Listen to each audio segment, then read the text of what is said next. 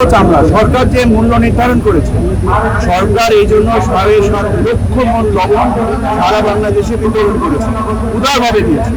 সরকার এটাকে প্রায় 86,000 কসাই নিয়ে সরকার ট্রেনিং দিয়েছে। সরকার আপনার যে চামড়া শিল্পের যে প্রণোদনার টাকা প্রায় 220 কোটি টাকা এর আগে ছেড়ে দিয়েছে।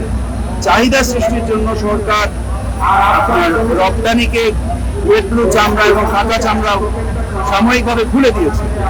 এখন জনগণ একত্রিত হয়ে এটাকে মজুত এবং সংরক্ষণ করার মাধ্যমে এর দাম সরকার যা নির্ধারণ করেছে আমি বিশ্বাস করি তার থেকেও বেশি মূল্যে বিক্রি হবে।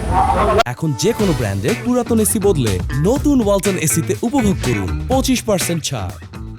আমি নিজে ওস্তাদ, যেখানে বাংলাদেশের সর্ববৃহৎ চামড়ার আড়ত, সেখানে নিজে গিয়েছি, আমি আড়ত পরিদর্শন করেছি এবং আমাদের সারা দেশে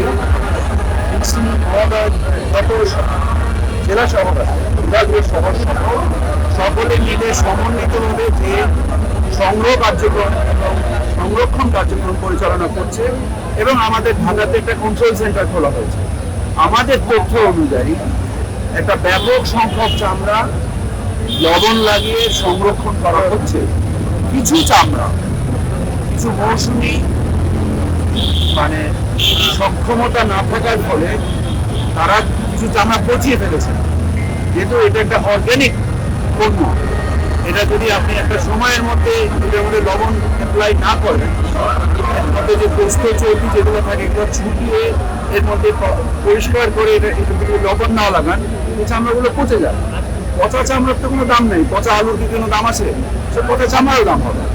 কিন্তু এই পচা চামড়া দেখিয়ে কিছু সামাজিক যোগাযোগ মাধ্যম এবং কিছু নিউজ মিডিয়া চামড়ার বাজারে কিছু অসাধু ব্যবসায়ীর সাথে মিলে একটা এমন ধারণা তৈরি করার চেষ্টা করছে যে চামড়ার দাম বেড়ে যাচ্ছে।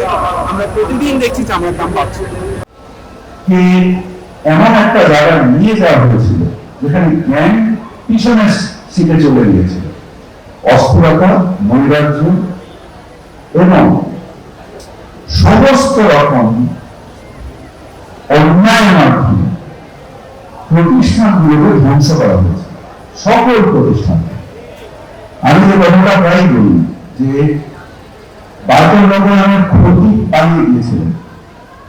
বাদল নগরের ক্ষতি আমাদের জীবনে খুব বেশি প্রভাব বিস্তার করেন না, কিন্তু তারপরেও এটা একটা সম্মানের জায়গা, একটা ইজ্জতের জায়গা। এগুলো একটা লোকের জন্য পাওয়াতে হবে।